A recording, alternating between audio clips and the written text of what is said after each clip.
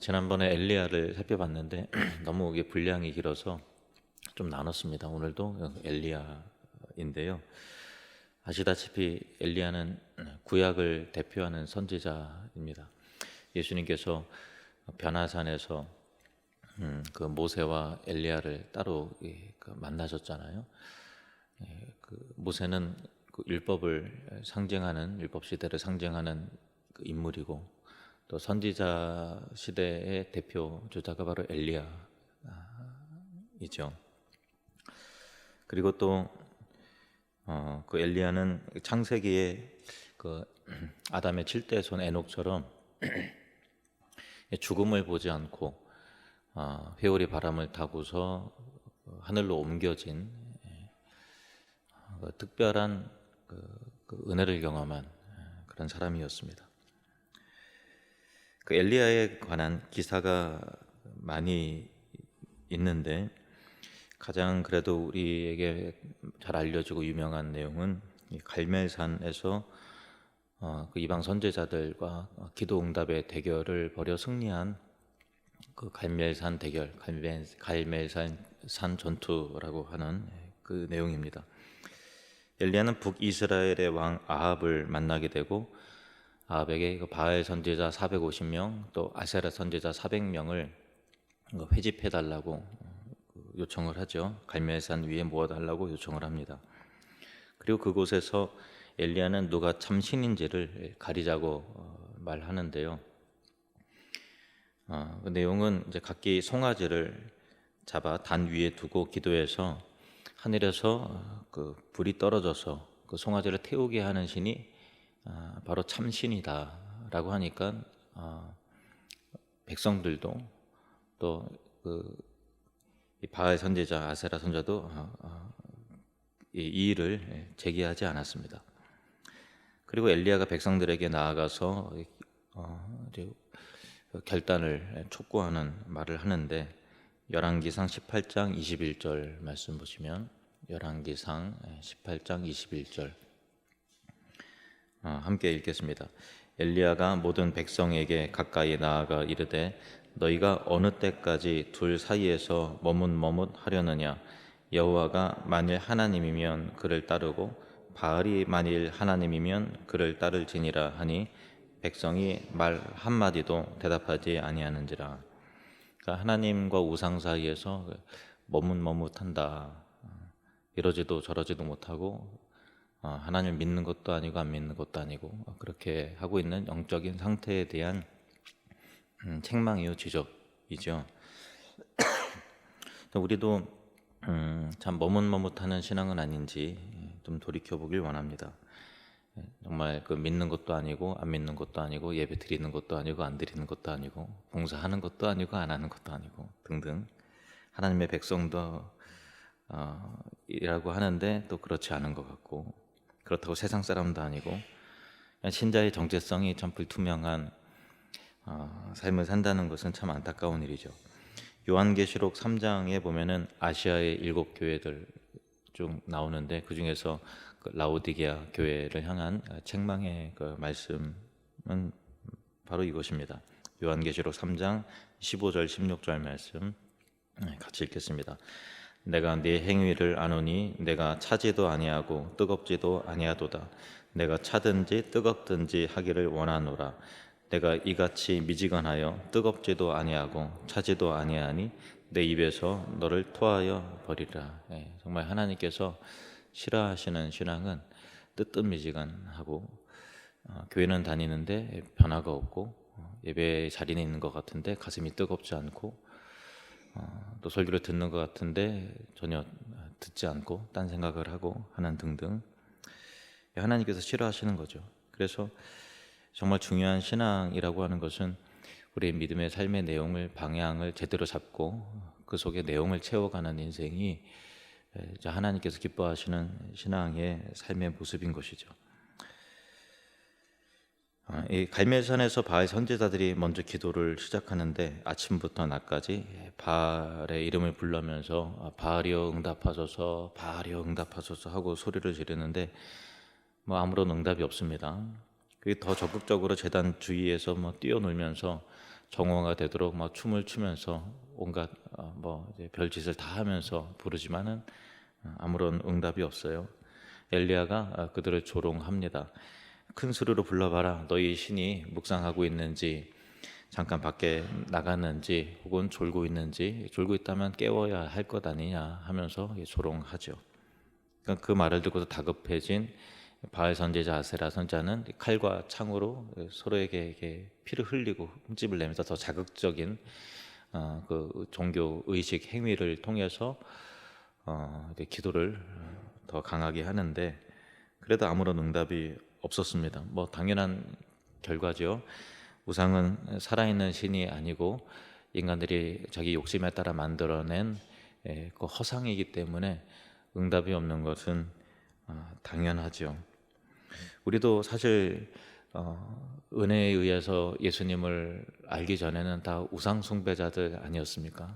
그렇죠. 처음부터 물론 모태 신앙인데 할 수 있겠지만 그래도 우리는 다 무신론자에서 태어나고 또 우리 본질상 하나님을 찾지 않기 때문에 엄밀히 말하면 다 우리는 우상 숭배자들이었죠. 그래서 금속을 녹여 만든 우상에게 절하고 또 종이에 그림이나 글씨를 써서 뭐 문지방이라든가 뭐 붙이고 또 지갑에도 또 베개 아래도 넣기도 하고 또 어떤 그 세상의 그런 이야기에 두려워하고 또 어떤 그런 것을 통해서 나를 수호하려고 하고 지키려고 하는 그런 노력들, 또 이런 뭐 잡신은 아니다 할지라도 조상신을 섬긴다든가 또 하나님보다 재물과 세상과 정욕을 더 사랑하는 사람들이었습니다.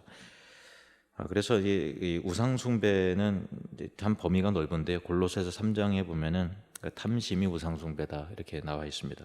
골로새 3장 5절에 보면은 그러므로 땅에 있는 지체를 죽이라고 음란과 부정과 사욕과 악한 정욕과 탐심이니 탐심은 우상 숭배니라. 그러니까 우리가 뭐 이제 바알 신과 아세라 신을 그렇게 섬기지 않는다 할지라도 결국은 그 신의 동기는 자기 정욕을 또 자기의 어떤 욕망을 사랑하는 것으로 인한 방편으로 어떤 대상을 설정해 놓는 거거든요. 그와 같은 어떤 그 우상 숭배의 동기, 우상 숭배의 마음은 본질상 다 하나라는 거예요. 정욕과 탐심과 또 이 사욕, 부정, 음란, 이 우상 숭배다라는 거죠. 예수 믿는다는 것은 이 같은 우상 숭배의 죄로부터 빠져 나오는 것입니다. 정욕과 탐심으로부터 빠져나오는 것입니다. 하나님은 엘리야를 통해서 이스라엘 백성들이 우상의 죄에서 돌이킬 수 있도록 다시 기회를 주시는 것인데요. 이제 엘리야의 차례가 됐습니다. 백성들을 가까이 부르고 무너진 여호와의 제단을 수축하면서 이스라엘 12지파의 수요를 따라서 12돌을 취해서 12돌을 취합니다. 그리고 그 돌로 제단을 쌓고 제단을 돌아가면서 도랑을 팝니다. 그리고 그 위에 나무를 버리고 송아지의 각을 떠서 나무에 위에 놓고 물 4통을 들어다가 제단 위에 붓습니다. 그래서 제단도 흠뻑 적시고 또 도랑에 물이 차고 넘치는 그런 상황입니다. 그러면서 엘리야가 이렇게 말합니다. 열왕기상 18장 36절에서 37절. 저녁 소재 드릴 때에 이르러 선지자 엘리야가 나아가서 말하되 아브라함과 이삭과 이스라엘의 하나님 여호와여, 주께서 이스라엘 중에서 하나님이신 것과 내가 주의 종인 것과 내가 주의 말씀대로 이 모든 일을 행하는 것을 오늘 알게 하옵소서. 여호와여, 내게 응답하소서. 내게 응답하소서. 이 백성에게 주 여호와는 하나님이신 것과 주는 그들의 마음을 되돌이키심을 알게 하옵소서 하며 이렇게 간절히 기도합니다. 그러자 하늘로부터 불이 내립니다. 그리고 번제물과 나무와 돌과 흙과 또 도랑의 물까지 다 핥아버립니다. 다 태워버립니다. 이 놀랍고 충격적인 장면을 백성들이 보고 여호와 그는 하나님이로다, 여호와 그는 참 하나님이로다 하면서 깜짝 놀라면서 고백을 하죠. 그리고 엘리야는 백성들에게 바알의 선지자를 잡되 한 놈도 도망치지 못하게 하라 하면서 850명을 백성들이 하나님이다 하고서 다 이제 모조리 다 죽여버립니다. 참으로 엄청나고 놀라운 승리의 사건이죠. 850대 1. 지난주 수요 예배 때 이하평 목사님 오셔서 그 말씀 전해주실 때 물론 이제 말씀의 포인트가 좀 이제 강하긴 했습니다만은 저는 되게 좀 은혜가 많이 되더라고요.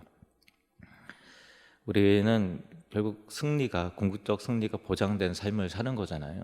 그러니까 실패를 두려워할 필요가 전혀 없는 거죠. 예수 그리스도로 인해서 우리는 승리가 확실하고 보장되었기 때문에 잠깐 뭐 좌절하거나 뭐 일이 안 풀리거나 절망하는 순간이 혹 있다 할지라도 그때 교훈 얻을 거 얻고 다시 시작하면 되는 거고, 그때 하나님이 새 힘을 주시는 거고, 궁극적 영광과 승리가 보장된 삶을 살기 때문에 우리는 두려워할 필요가 없고 우리는 절망할 필요도 없고 낙심해서도 안 되는 특별한 그 승리에 보장된 하나님 백성들이 바로 우리의 신자들의 삶인 것이죠. 얼마나 감사합니까? 요한 1서 5장 4절 말씀 함께 읽겠습니다. 시작. 물은 하나님께로부터 난 자마다 세상을 이기느니라. 세상을 이기는 승리는 이것이니 우리의 믿음이니라. 아멘. 물은 하나님께로부터 난 자마다 세상을 이긴다는 거예요.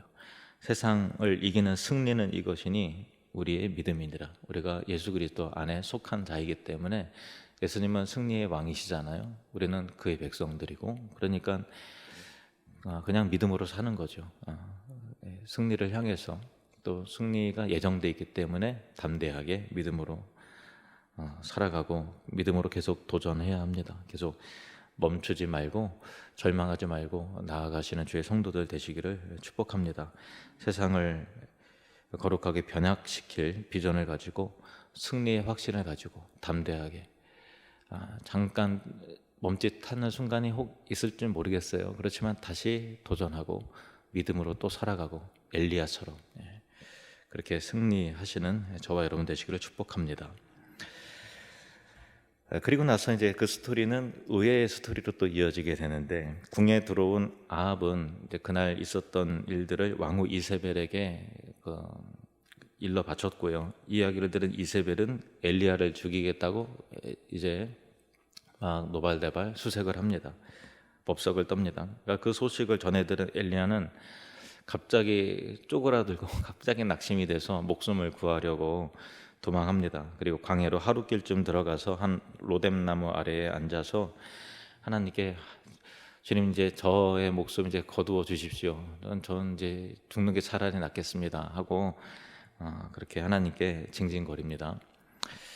그 전날의 그 용기와 이 승리의 능력과 그 갈멜산 전투의 참 위험, 전혀 찾아볼 수 없는 나약한 인간의 모습 그대로인 것이죠. 그 내용이 이렇게 기록되어 있는데요. 열왕기상 19장 3절 4절 말씀 보시면, 그가 이 형편을 보고 되어지는 이 상황을 보고라는 거죠. 일어나 자기의 생명을 위해 도망하여 유다에 속한 부엘세바에 이르러 자기의 사환을 그곳에 머물게 하고, 자기 자신은 광야로 들어가 하루길쯤 가서 한 로뎀나무 아래에 앉아서 자기가 죽기를 원하니 이르되, 여호와여 넉넉하오니 지금 내 생명을 거두시옵소서. 나는 내 조상들보다 낫지 못하니이다 하고. 도대체 엘리야가 왜 그랬을까? 왜 이렇게 힘이 빠졌을까? 그의 태도에 대해서 의아한 생각이 듭니다. 그럼 그렇게 그 앞에 갈멜산의 승리에는 과연 뭐지? 하는 게 우리한테 좀 헷갈릴 정도로 이런 연약한 모습은 왜 이렇게 엘리야에게 있는 걸까라고 하는 의문이 들죠. 엘리야가 낙심한 이유, 이해는 잘 안 가지만 그래도 세 가지로 정리해 보면 이렇게 볼 수 있어요. 첫 번째로는 엘리야가 갈멜산을 대결을 통해서 아합 그 정도의 이 변하면 아합도 변화가 되고 이세벨도 변화가 되고 다 백성들이 하나님의 품으로 돌아와서 영적인 부흥이 임하리라 이렇게 기대를 했을 거예요. 이렇게 하나님께서 강하게 역사하셨는데 이세벨도 아합도 야, 내 우상 숭배 아무것도 아니구나, 하나님만이 참 하나님이시다. 그러니까 그 이스라엘을 이끌고 가는 지도자가 이쯤이면 변화되겠지 하는 그 기대감이 가득했을 텐데, 영적 흐름이 판도가 완전히 뒤집어지리라 라고 하는 생각을 했었을 거예요. 당연하죠. 근데 되어지는 상황은 정반대로 흘러가고 있는 거예요. 이세벨은 더 강팍해지고 아합은 굽적도 안 하고 마음에 움직임이 없어요. 하나님 두려워하지 않아요. 영적 부흥 그런 거 없어요. 승리의 도취는 있는데 이스라엘 백성은 하나님으로 앞으로 안 들어오는 거예요. 그러니까 이건 뭐지? 나 지금 뭐 한 거지? 라고 하는 절망, 또 허무함, 그런 게 밀려 들어오는 거죠. 우리도 참 우리가 하나님의 일들을 감당하고 또 헌신하고 봉사하고 섬기고 복음을 위해서 살고 또 선교하고 수고하고 교회를 위하고 단에게 예배하고 할 때 우리도 이제 거룩한 소망함이 있잖아요. 이 일을 통해서 교회가 부흥하고 하나님께 영광이 더 올려지게 되고 사람들이 돌아오게 되고 그 권능의 기정 앞에 영적인 부흥을 경험하게 되는 그런 기도와 함께 원하는 바가 있잖아요. 근데 때로 그 기대가 완전히 꺾이고 아무런 효과가 없는 것처럼 느껴질 때, 아무런 소득과 열매도 없고 그렇게 할 때 야, 내가 그동안 주 앞에 헌신하고 애쓰고 한 게 도대체 뭐지? 라고 하는 그런 그 허무함과 절망이 우리를 엄습할 때가 있죠. 엘리야처럼 절망할 수도 있는 것입니다. 하지만 하나님은 하나님의 뜻을 쫓아 선을 행하는 우리에게 분명히 하시는 말씀이 있어요. 데살로니가 후서 3장 13절 말씀. 시작. 형제들아 너희는 선을 행하다가 낙심하지 말라. 아멘. 선을 행하다가 낙심하지 말라. 낙심치 마시는 은혜가 있으시기를 축복합니다. 두 번째 엘리야가 낙심한 이유, 두 번째 이유는 갈멜산에서 불로 임하셨던 하나님이 그렇게 강하게 역사하셨잖아요. 그러면 그 이세벨이 자신을 죽이려고 하는 상황에서도 강한 역사로 막아주시고 보호해 주셔야 되는데 이때는 하나님이 침묵하시고 방관하신 것 같단 말이에요. 그러니까 그 이방 신은 바알신과 아세라 선지자들이 막 기도하면서 아세라 신이여 응답하소서, 바알 신이여 응답하소서 할 때 침묵했잖아요. 근데 우리 하나님은 응답하시고 불을 내려서 이 모든 이 제단을 다 태우실 정도로 강하게 역사하셨단 말이에요. 근데 지금은 내가 정말 공경하고 가장 하나님이 필요한 때에 하나님이 응답을 안 하시는 거예요. 하나님 침묵하시는 거예요. 이건 뭐지? 하는 그 서운함이, 하나님 앞에서의 섭섭함이 있는 거예요. 우리도 그럴 수 있죠. 하나님 서운합니다. 하나님 섭섭합니다. 라는 마음 들 수도 있어요. 하나님의 소극적인 대응이 나를 절망에 빠지는 게 하는 거예요. 세 번째는 엘리야의 절망, 엘리야의 이 참 의외의 영적 침체의 모습을 통해서 우리는 또 깨닫게 되는 게, 이건 참 위로가 돼요. 야, 엘리야도 우리랑 똑같구나.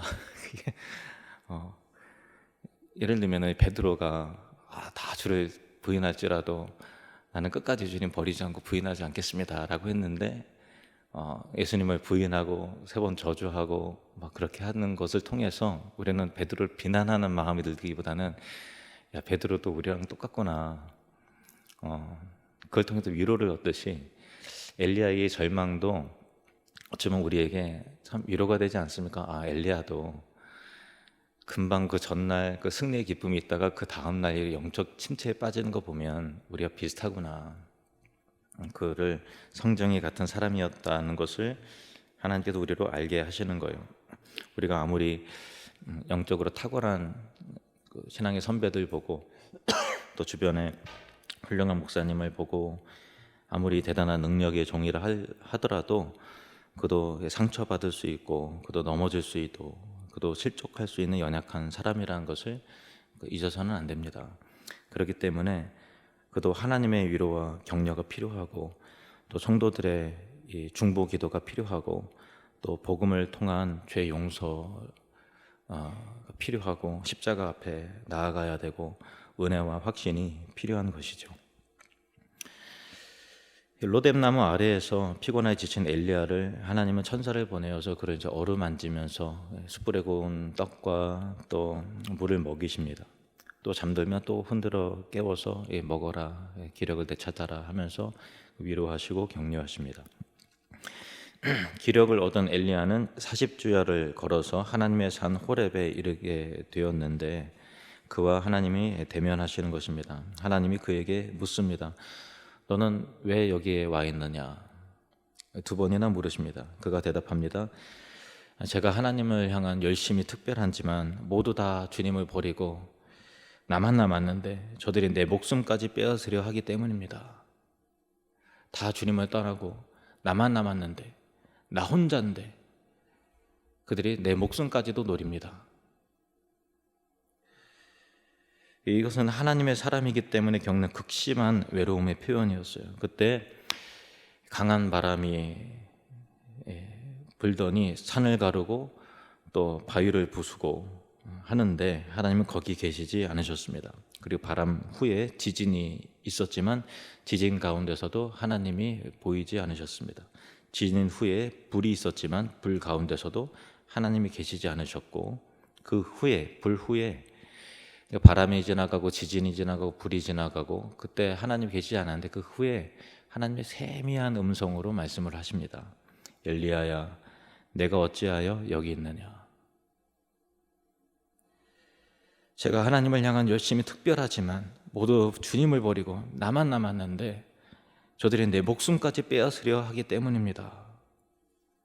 그때 하나님이 엘리야에게 말씀하시는 내용이 마지막으로 해야 될 일들에 대해서 지시하신 후에 엘리야야, 이스라엘 가운데 바알에게 무릎을 꿇지 않은 사람 7,000명을 남겨두었다, 이런 말씀하세요. 너 혼자인 것 같지만 동역자들이 있어. 함께하는 사람들이 있어. 믿음의 사람들 다 죽지 않았어. 너 혼자라고 생각하지 마. 그 말씀을 하시는 거예요. 그리고 과제도 주어집니다. 엘리야의 뒤를 이어서 일할 엘리사를 세우는 일이었어요. 요즘 이게 북한 사역 주간이잖아요. 요즘에 가정 예배를 오랜만에 다시 드리면서 은혜가 있더라고요. 내용도 참 좋았어요. 어제 내용은 이사야서 6장 13절의 본문이었는데 이 내용이었습니다. 그 중에 10분의 1이 아직 남아있을지라도 이것도 황폐하게 될 것이나 밤나무와 상수리 나무가 배임을 당하여도 그 구루터기는 남아있는 것 같이 거룩한 씨가 이 땅의 구루터기니라 하시더라. 울창한 살림이 다 지금 다 배임을 당한 상황 속에서 살림은 나무는 온데간데 없어지는 거예요. 그러면 허망하고 다 절망뿐이죠. 근데 하나님께서 남은 구루터기가 너희의 참 소망이고 그 구루터기를 통해서 다시 싹이 나고 잎이 나서 그것이 나무가 되고 살림을 이룰 것이다 라고 하는 소망의 말씀을 주시는 거죠. 다 전멸된 것 같지만 남은 구루터기 있다라는 거예요. 무슨 뜻입니까? 한국교회가 안 될 것 같고 쇠퇴하는 것 같고 다음 주에 다 죽는 것 같고 북한을 바라봐도 여전히 소망이 없는 것 같고 그렇지만은 하나님께서 남은 구루터기, 일단 한국교회가 여전히 소망이고 기도하는 북한을 위해서 기도하는 저와 여러분이 하나님의 소망이고 또 북한 땅에서 태어나는 어린 아이들이 이번 장래에 북한을 변화시킬 영적인 주역들로 세워지게 될 것이다 라는 것이죠. 이 약속의 말씀이 가정 예배 드릴 때 큰 위안이 되었습니다. 우리 하늘누림교회가 저와 여러분이 이 시대에 남은 구루터기이길 바랍니다. 그리고 엘리야 시대 때 다 하나님을 떠난 것 같고 다 넘어진 것 같고 나 혼자 남은 것 같고 하는 심정적으로는 그렇다 할지라도 하나님은 엘리야에게 말씀하신 것 같이 바알에게 무릎 꿇지 않은 신실한 사람, 하나님의 사람 7,000명의 거룩한 백성을 준비해 두었다라고 하신 것 같이 저와 여러분에게도 믿음의 동역자들이 있고 함께하는 성도가 있고 또 건강하게 세워져가는 교회들이 있고 또 훌륭한 선교사들이 있고 복음 위해서 수고하는 헌신자들이 있습니다. 그리고 저와 여러분도 7,000명의 거룩한 백성 가운데 한 사람이길 원합니다.